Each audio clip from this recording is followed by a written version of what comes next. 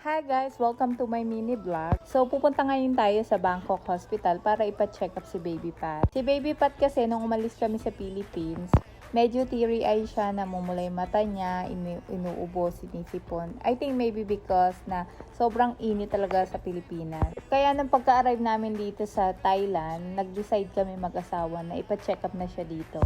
Ever since guys, simula dun sa panganay ko, yung ophthalmologist niya dito talaga sa Bangkok Hospital.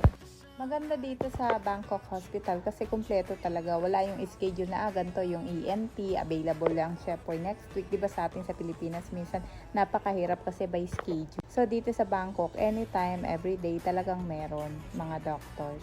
So ayan na, chine-check lang si Baby Patrick. After siya i-check, ang next niya, pupunta na kami sa pediatrician niya. Dito sa hospital na to, sobrang laki. Akala mo talaga parang mall to. Yung ambience dito, sobrang linis, unlimited mineral water, and hindi mo talaga mapipil na nasa hospital ka. Yung sabi mong may ilang ka kumain kasi nasa hospital ka. Dito hindi. Tapos pag medyo naboboring ka, meron sila dito yung parang piano, may kumakanta, nag-violin, o diba?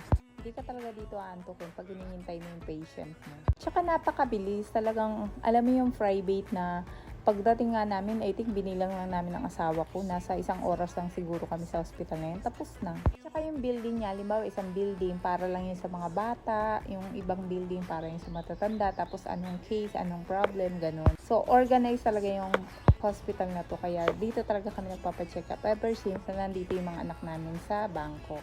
Kahit yung asawa ko, dito na din sa Bangkok yung mga medical check-up niya to make sure na healthy pa din siya. Dito siya nagpapa-general check-up. And mostly dito, foreigner yung patient. Yun lang.